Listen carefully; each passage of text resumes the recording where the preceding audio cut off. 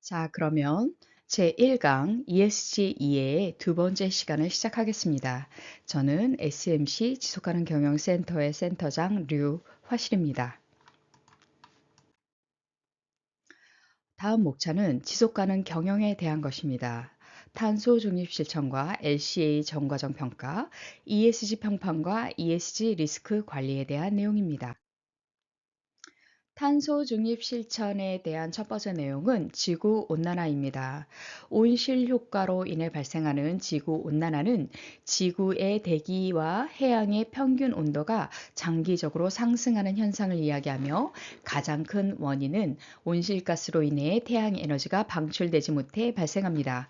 온실 효과는 우리 그린하우스 이펙트라고 이야기하며 비닐막이 비닐하우스의 내부 온도를 올리는 현상처럼 지구 표면의 온도를 상승시키는 역할을 하는 걸 말합니다. 자, 태양 복사 에너지의 일부분이 다시 지구 대기권에 흡수되는 모습을 보시고 계십니다. 태양 복사 에너지의 대부분은 원래 지구 바깥으로 방출되어야 하죠. 그런데 더 많은 태양 복사 에너지가 지구 대기권에 흡수되면서 지구 바깥으로 방출되는 태양 복사 에너지가 감소되었습니다. 따라서 온실가스 효과가 높게 올라가고 적정 온실가스 유지가 어렵게 되었습니다.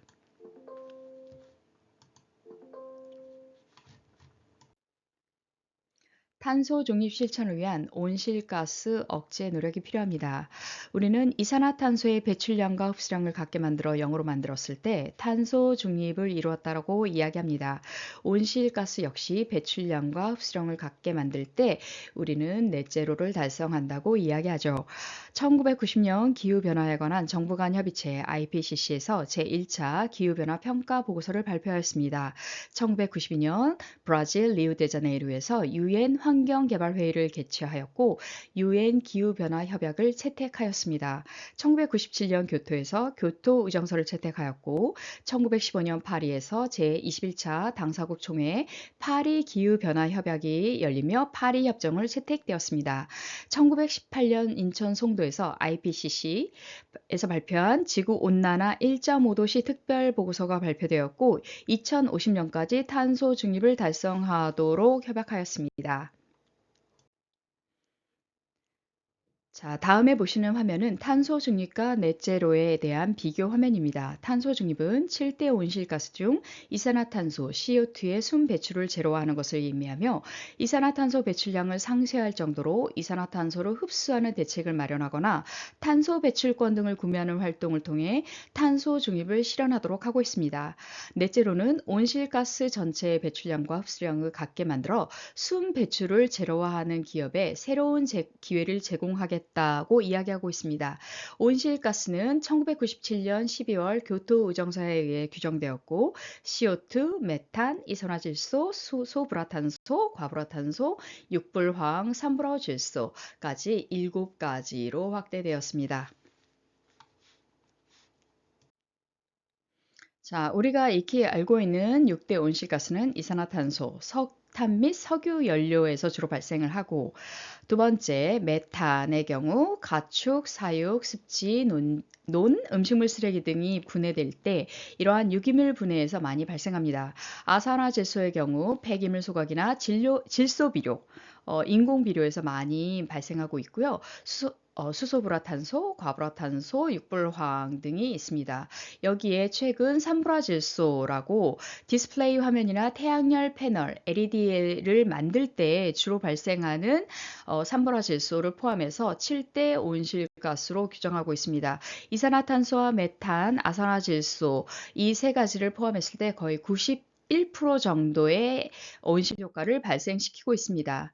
전 세계 온실가스 배출량에 대한 화면을 보고 계시는데요. 주요 발생국은 당연히 중국입니다. 세계의 공장이라고 불리는 중국에서 주요 온실가스를 다량 배출하고 있고 두 번째가 6%로 미국, 인도, 러시아, 일본 등입니다. 한국은 세계 11위로 온실가스 배출이 많진 않지만 상당히 높은 수준에 올라와 있는 이유는 온실가스의 비중이 높은 온실가스 효과가 높은 반도체 산업의 중심 국가이기 때문이기도 합니다. 4대 최대 배출 국가의 비중이 53%이고 100대 저배출 국가의 비중은 3%입니다.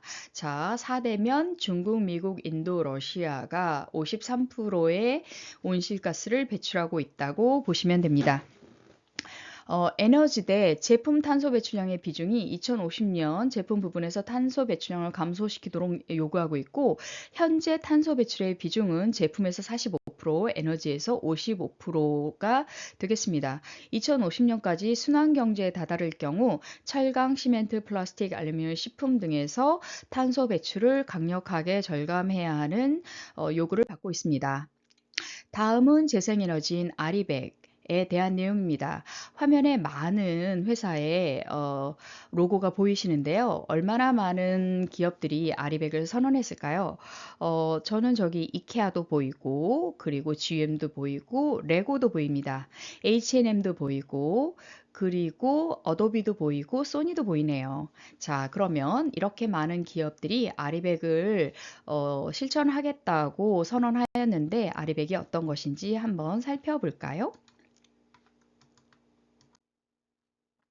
재생에너지 아리백은 Renewable Electricity 100라고 해서 재생에너지를 100% 사용하여 기업의 제품을 생산하거나 서비스를 제공하는 걸 목표로 하는 걸 이야기합니다. 전 세계 기업들이 100% 재생에너지를 사용하겠다는 목표를 가진 이니셔티브 자발적 참여 캠페인입니다. 2014년에 비영리 단체인 The Climate Group이 그룹과 탄소 정보 공개 프로젝트 CDP가 협력하여 발족하였습니다. 연간 100기가와트 이상의 전력을 소비하는 기업을 중심으로 포춘 1000대 기업 등 글로벌 기업들이 이 자발적 이니셔티브에 참여를 하였고, 2030년까지 60%, 2040년까지 90%, 2050년까지 100대 이행 목표 실적을 달성하도록 권고하고 있습니다. 즉 우리가 탄소 중립을 실천하도록 목표하는 2050년과 넷제로를 실천하도록 목표하는 2050년과 똑같이 아리백도 2050년까지 재생에너지 100% 사용을 목표로 하고 있습니다. 재생에너지는 태양광, 풍력, 수력, 해양에너지, 지역에너지, 바이오에너지 등을 들 수 있으며, 아리백의 참여 동기로는 CDP의 아리백 고객 대상을 설문조사한 결과 온실가스 감축 관리와 기업의 사회적 책임이 정말로 중요하다라고 인식하여 참여하겠다고 이야기하였으며, 응답자의 70%가 아리백 참여에 따른 비용 절감을 중요 요인으로 이야기하고 있습니다. 또한 재생에너지에서 한 발짝 더 나아가 신재생에너지가 가격 경쟁력이 있기 때문에 아리백에 가입했다라고 이야기하는 응답도 있었습니다. 탄소 중립 실천을 위한 아리백 국내외 현황입니다. 아리백 가입 기업 수 및 목표 연도는 아래에 세계 각국의 나라들이 나열되어 있고, 그 나라들이 목표하는 목표 연도들이 기입되어 있습니다. 미국이 가장 많은 수의 그리고 높은 퍼센테이지로 아리백을 실천하고 있으며, 국가별 업종별 분류표에서도 보시듯이 미국이 단연 높은 수로 참여 기업을 이루고 있고요. 미국 81개, 일본 52개, 영국 45개, 한국이 9개 순으로 아리백에 참여 중입니다. 그리고 아리백 참여 기업의 증가 추이 또한 미국이 가장 높게 나타나고 있습니다. 해당 사항에 대한 이유로는 미국 기업이 유럽 내에 진출한 비중이 높기 때문에 유럽에서 요구받는 아리백 참여에 대한 응답의 효과로 보고 있습니다. 업종별 참여도 서비스, 금융, ICT 등이 39%로 조제업 23%의 기업보다 우세한 형태로 나와 있습니다. 글로벌 아리백 가입 현황입니다. 아리백 확대와 확산. 100개 이상의 글로벌 기업이 90에서 100%를 이미 달성했다고 이야기하고 있습니다. 이러한 국내외 아리백 참여 기업 중 구글은 2017년 이미 사용 전력의 100%를 재생 가능 에너지로 충당하는 목표를 달성하였다고 이야기하고 있습니다. 여기서 100% 재생에너지를 사용했다고 하는 범위는 회사의 자회사의 건물에 대한 사용 전력을 이야기하고 있습니다. 전 세계적으로 여러 재생 가능 에너지 프로젝트에 투자하고 있고 자사 데이터 센터를 운영하고 그 시설에 재생 에너지를 공급하고 있습니다. 애플은 2016년 가입하고 자사 시설뿐만 아니라 공급망 전체에 걸쳐 재생 가능 에너지를 사용하도록 요구하고 있습니다. 2020년 기준 애플의 모든 글로벌 시설은 100% 재생 에너지를 사용하고 있다고 하며 주요 공급 업체들도 이같이 이행하도록 노력하고 있습니다. 그 밖에 마이크로소프트, 이케아, 에어비앤비도 이런 아리백 실천을 적극적으로 하고 있으며 100% 전력 재생 에너지를 사용하여 달성하고 있다고 이야기하고 있습니다. 한국 아리백 참여 기업은 36개로 다음과 같습니다. 여기 제일 마지막에 삼성 SDS가 잠정적으로 참여할 것으로 이야기하고 있습니다. 한국도 많은 기업들이 아리백에 참여하고 있죠. 이런 아리백의 참여는 저희가 앞서 이야기했던 PRI 책임 투자 원칙에서 ESG를 반영한 기업의 운영이 ESG 금융을 통해 ESG 투자로 이어지기 때문입니다. 자, 다음은 LCA 정과정 평가에 대한 내용입니다. LCA는 탄소 배출의 관리 범위에 대한 내용이고 제품 생산에서부터 폐기까지의 전 과정을 이야기하고 있습니다. 개인, 조직 또는 제품 등이 일정 기간 동안 발생시킨 온실가스, 주로 이산화탄소, 메테인, 아산화질소의 총량을 관리한다고 이야기합니다. 제품 생산 시 발생한 이산화탄소의 총량을 탄소발적으로 표시하고 있으며 표시 단위는 무게 단위인 킬로그램으로 이야기하고 있고 이것은 우리가 심어야 하는 나무의 수로 이야기합니다. 또한 일상생활 및 제품 생산에서 사용하는 연료, 전기, 폐기물 등을 모두 포함하고 있고 온실가스 발생량은 비단 생산이나 폐기 외에도 제품 및 서비스의 전과정에서 발생하기 때문에 이런 것을 전과정 평가라고 이야기하며 이때 발생한 온실가스를 계산하고 있습니다. 기업의 온실가스 배출은 스쿱 1, 스쿱 2, 스쿱 3라고 구분하여 저희가 영역을 나누고 있는데요. 스쿱 1은 기업이 직접 배출하는 것을 이야기합니다. 기업이 소유하고 통제하는 발생원, 즉 기업의 공장이라던가 생산시설에서 발생하는 온실가스를 이야기하고요. 보일러나 화로, 터빈, 운송수단, 제품 생산을 위한 운송수단입니다. 그리고 소각, 온실가스 발생, 이런 화학 공정 등을 이야기하고 있습니다. 그리고 스쿱2는 간접 배출을 이야기하는데요. 기업이 제품을 생산하기 위해 사용하는 전력, 그 전력을 구매하겠죠. 이렇게 기업이 구입하여 소비하는 전력과 스팀, 생산, 이런 것으로 생기는 온실가스 배출을 이야기하고 있습니다. 그리고 스쿱3는 기업이 제품을 생산하기 위해 원자재를 구입하는데요. 그 원자재를 생산할 때 만들어지는 간접 배출입니다. 그래서 기업 활동의 결과지만 기업이 소유하거나 통제하지 않는 시설에서 발생한 온실가스 배출이라고 표현하고 있습니다. 여기에는 임대 자산도 포함이 되고 프랜차이즈 기업이라던가 판매된 생산품의 이용 및 폐기에 대한 내용도 포함하고 있습니다. 자, 정과정 평가에서 보이는 방식은 제품 정과정 동안 첫 번째 자원 투입량과 환경 배출량을 정량화해야 합니다. 그리고 두 번째 이들이 환경에 미치는 잠재적 환경 영향을 체계적으로 평가하는 도구로 사용합니다. 원료를 채취하는 과정, 그리고 원료 가공, 부품 제조, 가공엔 성형의 내용이 있는데요. 만약에 우리 회사가 제품을 제조하고 가공하고 성형하는 회사라면 원료 채취가 스쿱 3가 되겠습니다.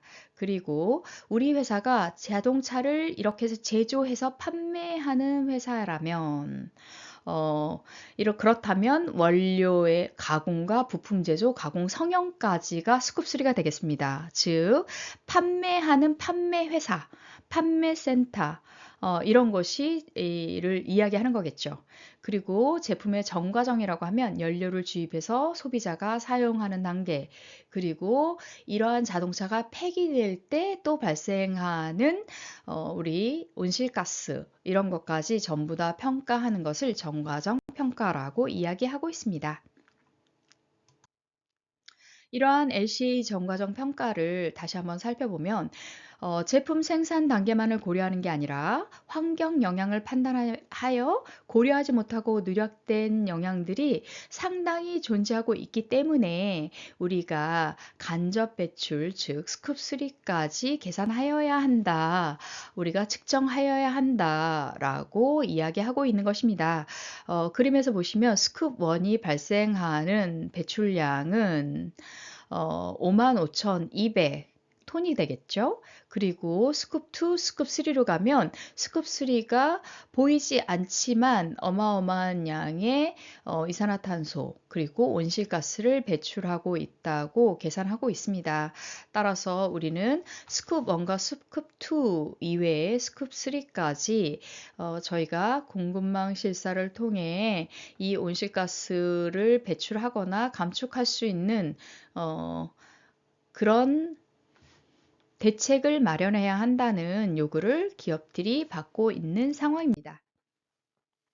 자, 다음은 ESG 평판에 대한 내용입니다. 기업을 운영할 때 기업의 생산 과정이라던가 저희가 스쿱 1, 스쿱 2, 스쿱 3를 전부 다 온실가스를 감축하는 방향으로 움직이는 것도 좋겠지만 이 SG가 환경에 대한 내용만 있는 것이 아니기 때문에 그 환경을 넘어선 S와 G의 내용을 포함하고 있는 ESG 평판에 대한 이야기를 지금부터 나눠보도록 하겠습니다. ESG 평판의 형성 배경은 다양한 요인이 있었는데요.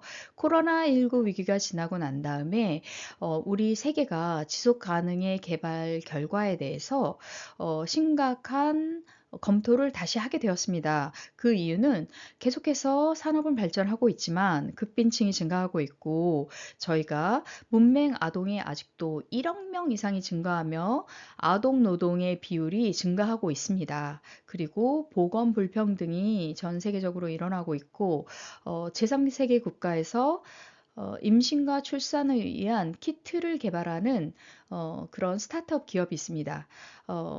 제3세계 국가의 여성이 병원에 가지 못하고 가정에서 아이를 낳다 사망하는 경우가 많고 여성뿐만 아니라 신생아도 함께 사망하는 경우가 높기 때문에 출산을 위한 응급 키트가 절실하게 필요했습니다. 이러한 문제가 바로 보건 불평등이죠. 이런 보건 불평등의 문제를 해결하기 위한 스타트업들이 열심히 이런 보건 불평등 문제를 해결하기 위해 노력하고 있고요. 역시 소득 불평등과 경제 양극화가 심화되고 있는 상황이기 때문에 저희가 무엇보다도 ESG에서 S도 열심히 해야 한다라는 ESG 평판 형성 배경 에 대해 이야기해 보겠습니다. Black Lives Matter라는 말을 많이 들어보셨을 텐데요. 미국에서 한때 경찰의 과잉 진압으로 흑인들이 사망하는 사건이 발생하였습니다. 이러한 과잉 진압이 된 까닭은 경찰이 업무 지침에 따른 업무 수행 과정에서 흑인에 대한 인종 불평등적인 인식을 가지고 있어서 그 이야기나 상황에 대한 대처가 능동적으로 이루어지지 않고 지침에 따른 업무 수행에 따라 흑인들이 사망했다라는 의견들이 많이 있었습니다. 이것은 사람들의 높아진 사회 인식을 보여주며 인종 불평등에 대한 사회 인식적 촉매제로 작용을 하였습니다. 우리 사회는 다양성과 포용성이 필수인 그런 글로벌한 사회에 살고 있고요. 이런 것들이 세계적인 연대를 이루며 각 사회에서 사회 문제를 상호 연관성을 가지고 해결해야 한다라는 의견을 만들었습니다. 따라서 ESG에서 소셜에 해당하는 높은 인식을 만드는 배경이 되었습니다. 자, ESG 평판입니다. 평판과 브랜드는 다르다. 자, ESG 활동과 ESG 평판을 브랜드로 사용하는 경우 진정성을 의심받아 이해관계자들에게 평판도 브랜드 파워도 악화될 수 있다라고 이야기합니다. 자, 이것이 ESG 워싱이죠. 기업에게 좋든 나쁘든 평판은 가치가 있다라고 이야기하고 기업의 주요한 재무적 가치라고 이야기하기도 합니다. 그리고 기업이 자사를 차별화시키고 선호도를 증가시켜 자사만의 긍정적인 매력, 즉 좋은 평판을 만드는 것이 ESG 경영에 중요하다라고 이야기합니다. 브랜드와 ESG 평판은 서로 시너지 효과를 낼 수 있습니다. ESG 평판이 그 기업의 브랜드 파워를 강화시키겠죠. 그리고 기업이 ESG를 어떻게 경영하느냐에 따라서 이해관계자들에게 그 기업의 이미지나 브랜드 파워, 그리고 소셜미디어 여론 등에 축적돼서 강력한 평판을 형성하게 됩니다.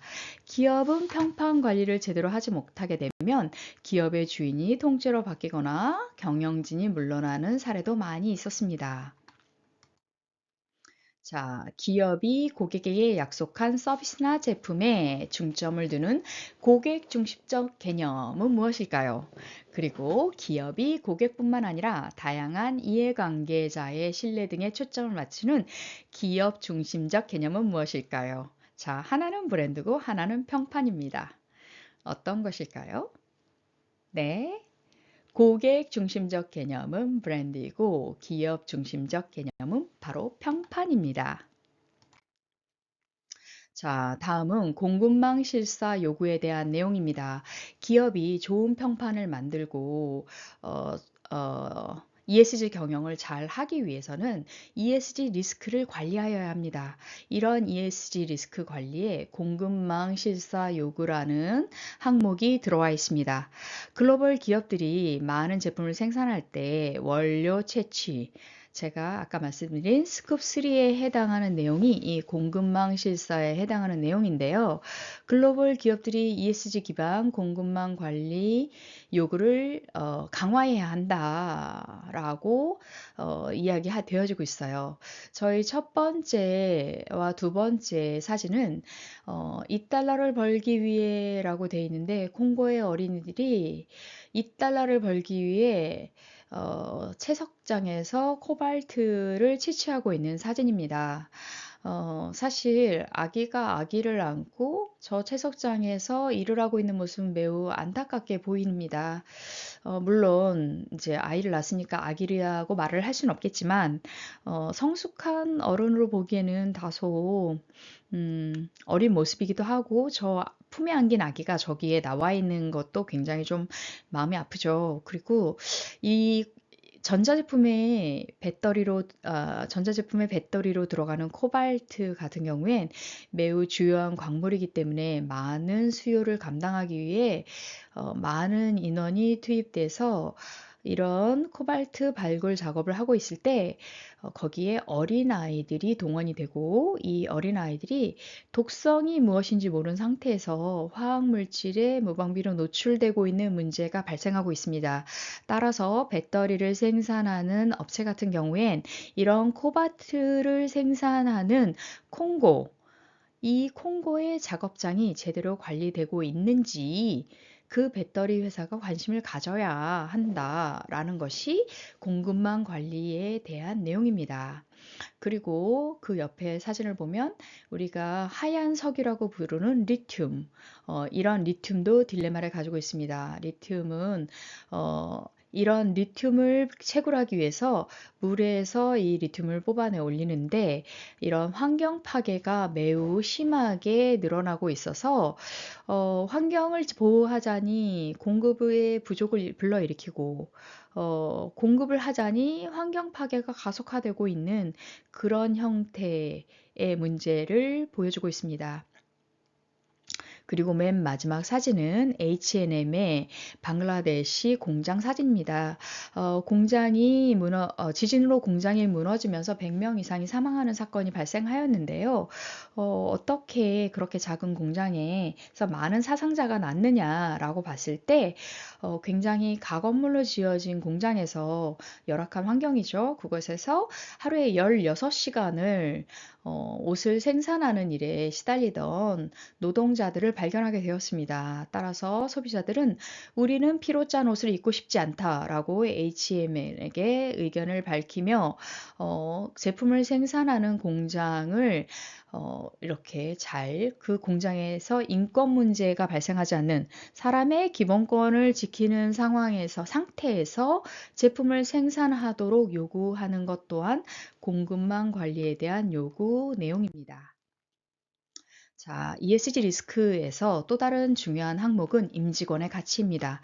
임직원은 회사의 오너나 혹은 저희 리더 계급을 이야기하는 거겠죠. 이런 임직원들은 본인이 일하는 곳을 자랑스러워하고 그 회사의 목적, 사명, 문화가 본인의 가치와 일치되기를 원하는 그런 젊은 인력들에게 매우 중요한 평가 대상입니다. 기업의 가치 선언문과 경영진의 메시지를 요즘에 유능한 젊은 인력들은 굉장히 중요하게 생각하며 보고 있고요. 기업의 훌륭한 ESG 실적이나 혹은 부정적인 ESG 요소, ESG 워싱 같은 것들을 확인하고 있으며 그러한 것이 있을 때 이러한 기업들은 인력을 채용하기 어려워지고 있는 상황입니다.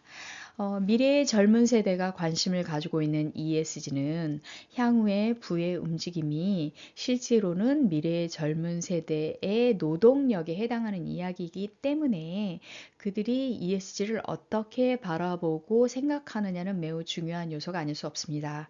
따라서 이런 미래 세대가 원하는 ESG의 가치를 가진 임직원이 존재하는 회사는 매우 큰 평판 관리를 하고 있다고 보여질 수 있습니다. 이러한 임직원의 가치의 예를 보면 우리 우버의 리더였던 칼라닉, 우버의 대표였던 칼라닉이 트럼프 대통령의 보이콧을 하면서 여러 가지 일이 발생합니다. 따라서 성희롱 문제부터 시작해서 어, 적절치 못한 언행에 대한 기사가 공개되며 임직원의 가치로 인해서 큰 리스크를 맞았죠. 그리고 이런 오너의 일탈 행위나 직장 내 성차별 혹은 협력업체에 대한 횡포 이런 것들이 큰 문제가 되었고 우리 우측 하단에 보는 파파존스의 창업자 이 창업자는 어, 우리 인종차별적인 발언을 했고 그 발언을 철회하지 않아서 결국엔 큰 사회적인 문제를 일으켰습니다. 따라서 회사의 평판을 떨어뜨리고 이러한 임직원의 가치에 동의하지 않아 불매 운동이 일어나자 회사에서 퇴사하게 되었는데 이러한 것에 동의하지 못하고 내가 창립한 내 회사에서 내가 잘리는 건 말이 되지 않는다라고 하며 본인의 회사를 고소하는 사건이 발생하기도 하였습니다. 자, 다음은 ESG 리스크 관리에 대한 내용입니다. ESG를 잘 하려면 브랜드와 평판 관리를 잘 해야 된다고 말씀드렸는데요. 이런 브랜드 및 평판 리스크를 관리하는 데는 여러 가지 항목이 있습니다.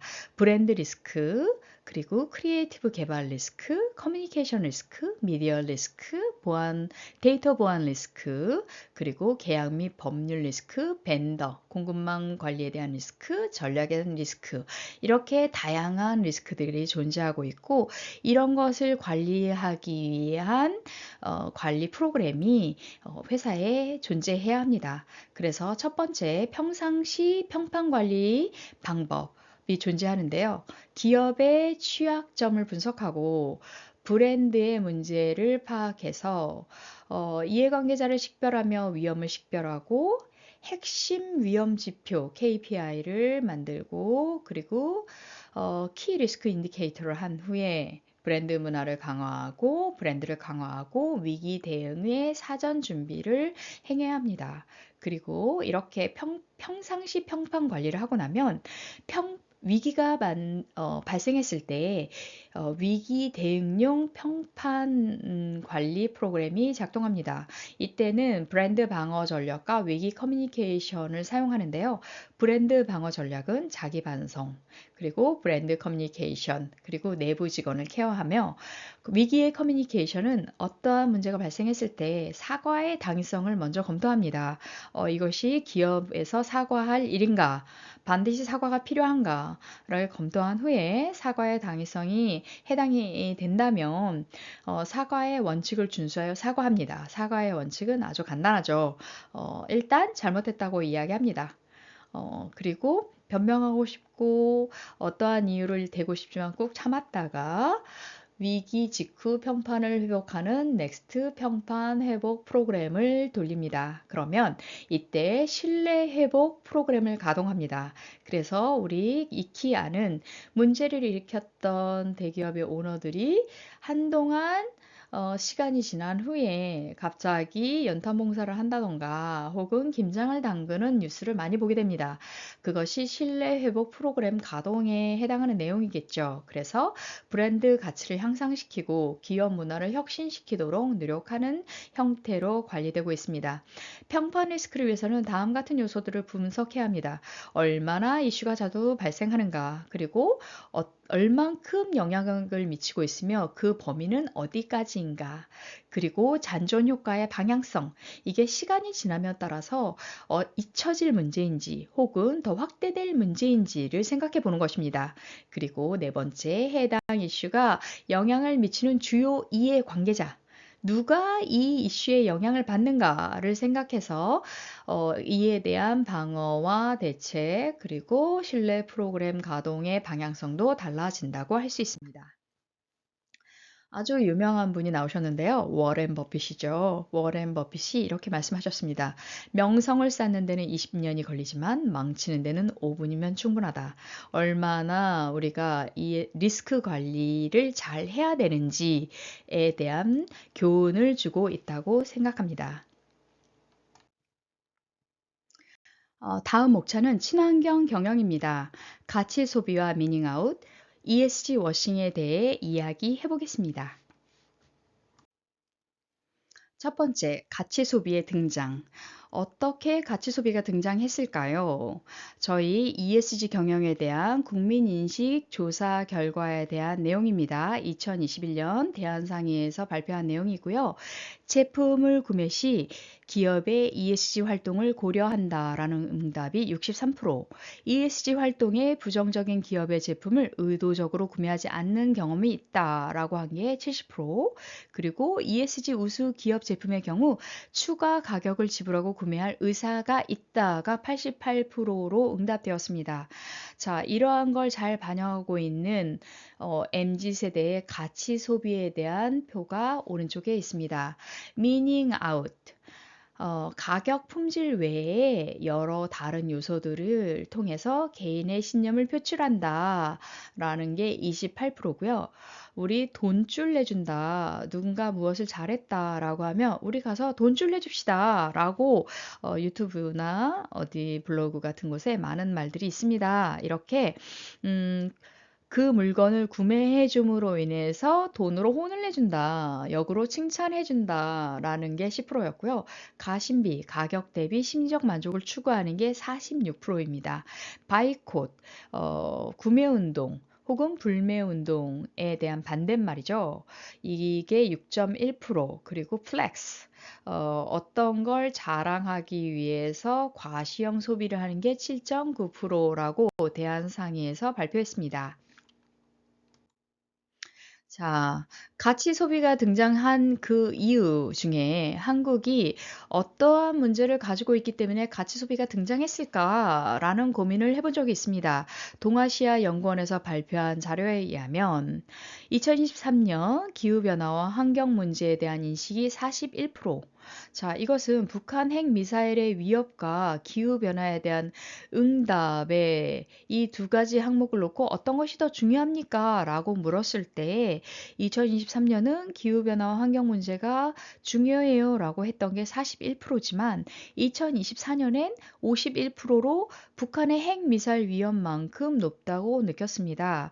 기후 환경 문제를 채택한 비율이 30대가 52%, 40대가 58%, 70대로 가면 17%로 젊은 층에서 보다 많이 기후와 환경 문제가 중요하다라는 인식이 많이 나왔습니다.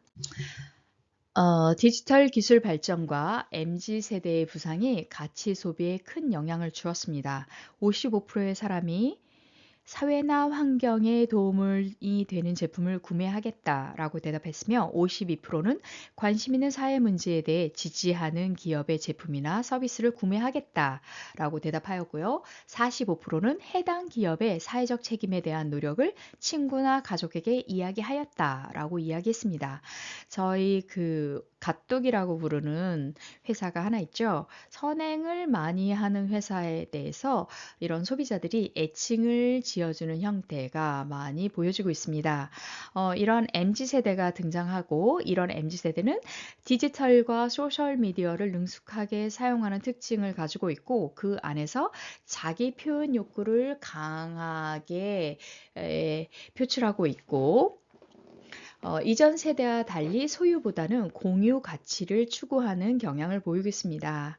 그리고 80% 정도는 어떻게 사회에 임팩트를 만들고 기여하는지를 신경 쓰는 기업에서 일하고 싶다라고 향후에 기업에 대한 지지나 진로에 대한 방향도 밝히고 있습니다. 보시는 화면은 미닝 아웃에 대한 내용입니다.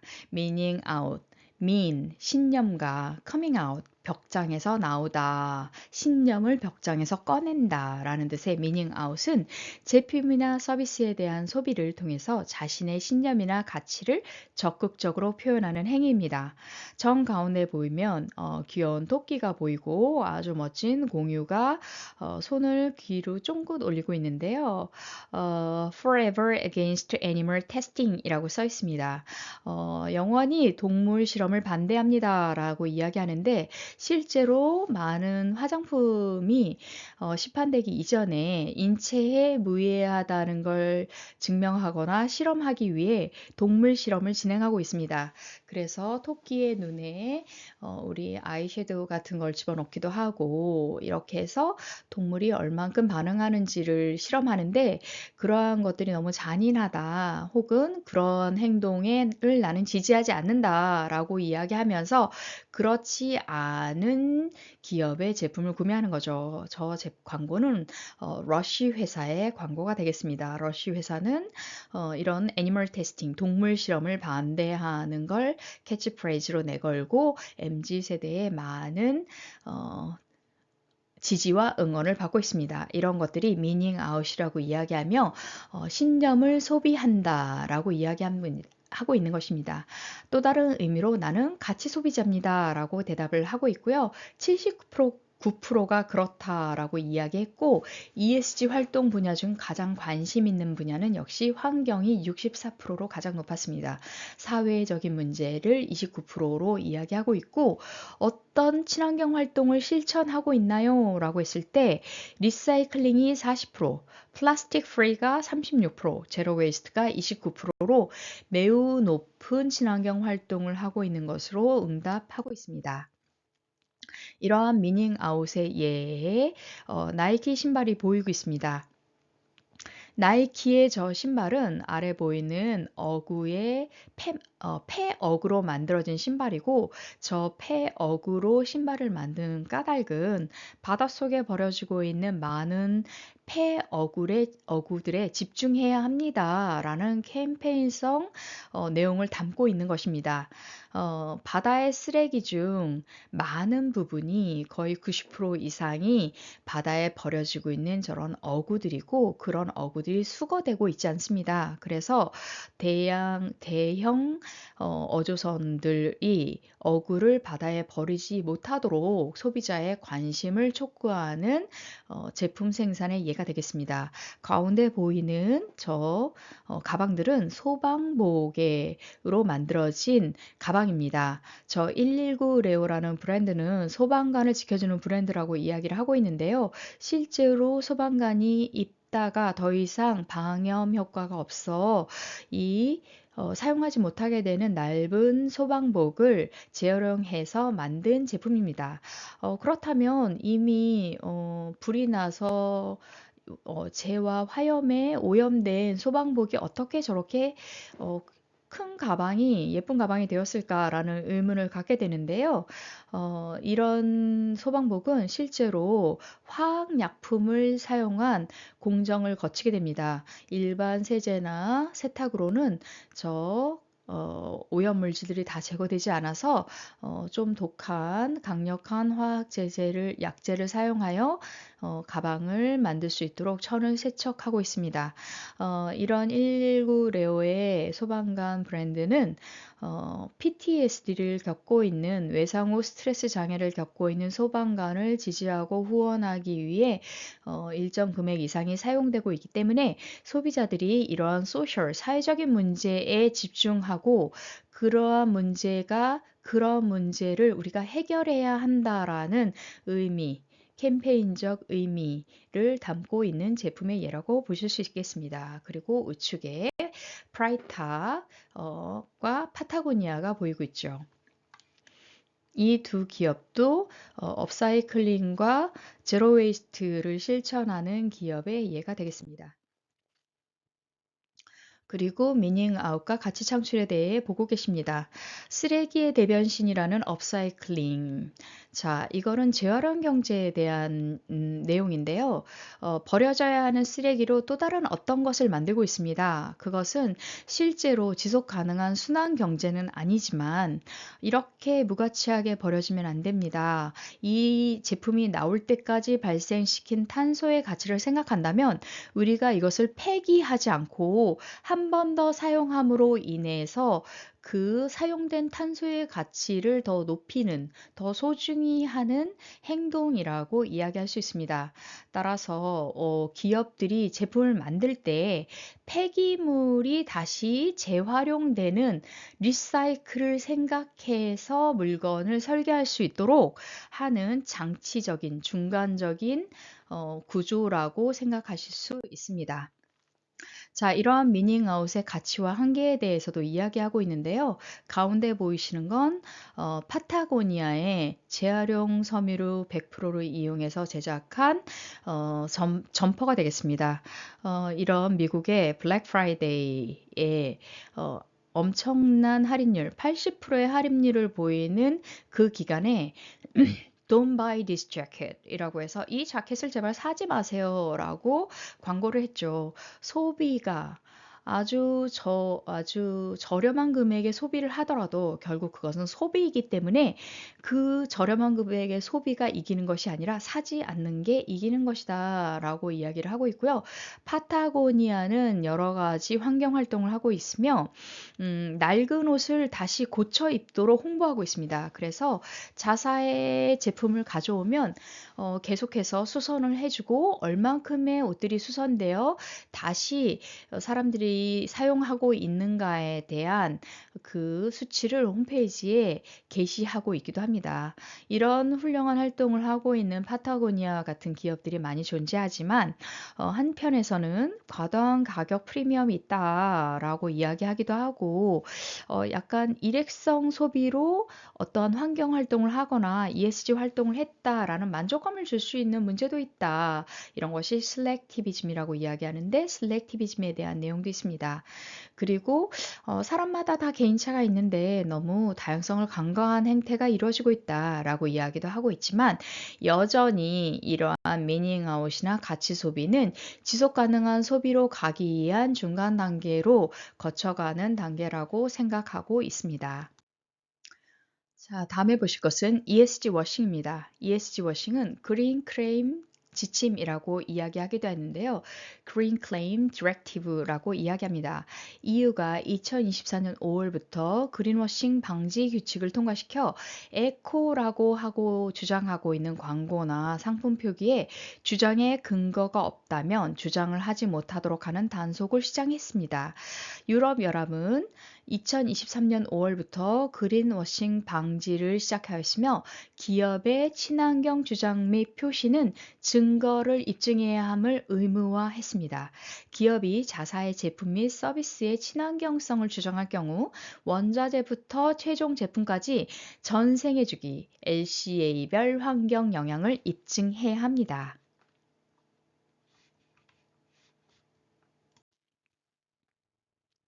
다음은 ESG 워싱 규제 현황입니다. 세계 주요국 그린 워싱 규제 현황으로 네덜란드, 호주, 프랑스, 영국, 한국에 대한 내용이 나와 있습니다. 네덜란드의 경우 소비자가 제품의 지속 가능성에 대해서 오인하게 할 경우 최대 90만 유로, 약 12억 원 또는 연매출의 1% 정도를 과징금으로 걷습니다. 호주의 경우 소비자가 오인하게 할 경우 1,000만 달러, 약 113억 원은 혹은 연매출의 10% 규모의 벌금을 받게 됩니다. 프랑스의 경우 기업의 제품 광고 등이 그린워싱으로 판단되면 허위 홍보비의 80% 이내로 벌금을 받게 되며 영국의 경우 그린워싱으로 소비자보호법 위반 시 기업 대표자에게 최대 2년 이하의 징역이 선고됩니다. 매우 강한 징벌이죠. 한국은 환경성 관련 부당한 표시 광고 시 시정명령과 과징금을 내리고 2년 이하의 징역 또는 2천만 원 이하의 벌금을 받게 됩니다. 환경 표시 용어에 대한 근거 없는 사용을 금지할 때 우리는 친환경적, 자연적, 생분해적, 기후중립, 에코 등의 단어를 사용할 때 주의해야 합니다. 다음은 그린워싱에 대한 내용입니다. 테라초이스는 그린워싱을 기업의 환경 관행, 제품 및 서비스의 환경적 편익에 대해 소비자를 오도하는 행위라고 이야기하고 있습니다. 그린워싱의 7대 죄악이라는 도표를 보시겠습니다. 첫 번째, 상충 효과 감추기. 친환경적 일부 속성에만 초점을 맞춰 전체적인 환경 여파를 숨기는 것입니다. 그리고 두 번째는 증거 불충분. 증거가 불충분하지만 친환경이라고 주장하는 것, 그리고 애매모호한 주장, 정확한 의미를 파악하기 어려운 광범위한 용어를 사용하는 것입니다. 앞 장표에서 보았듯이 친환경적 이라는 단어가 여기에 해당하겠죠. 그리고 관련성 없는 주장, 무관한 내용을 연결시켜서 내용을 왜곡하거나 거짓말, 취득하지 못한 인증되지 않은 마크를 도용하는 것, 그리고 유해 상품을 정당화하는 것. 친환경적인 요소는 맞지만 환경에 해로운 상품을 적용해서 본질을 속이는 행위, 그리고 부적절한 인증 라벨, 유사한 이미지를 공인 마크로 위장하는 것. 즉, 친환경 마크가 아닌 유사한 형태의 마크를 사용하여 마치 친환경 마크인 것처럼 사용하는 행위를 이야기합니다. ESG 워싱이란 어떤 걸까요?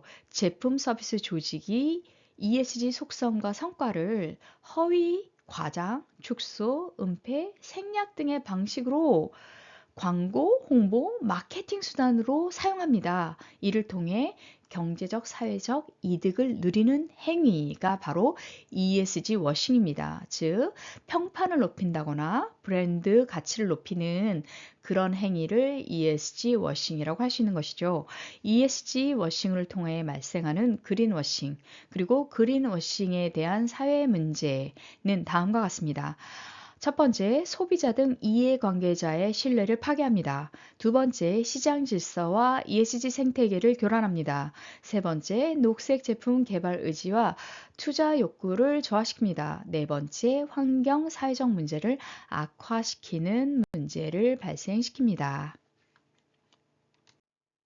자, 그 밖에 다양한 ESG 워싱이 존재하는데요. 환경 이슈에 대한 문제, 사회 이슈에 대한 문제, 지배 구조 이슈에 대한 여러 가지 문제를 오용하게 하는 것들, 그로 인해서 이익을 취하는 것들이 다양한 ESG 워싱의 형태로 나타납니다. 블루 워싱은 인권 리더십 이미지를 활용하는 것을 이야기하며 조병환 신한금융그룹 회장은 문화혁신을 흉내만 내는 컬처 워싱은 현장의 변화 의지를 꺾는 중대한 문제다라고 이야기를 했는데요. 실제적인 변화가 없는 그런 척하는 행동은 아까 이야기한 투자나 이해관계자에 대한 이해를 저하시키는 그런 문제를 발생시킨다고 할 수 있습니다. 그리고 브라운 워싱은 부정적인 환경 성과를 고의로 누락하는 것을 이야기합니다.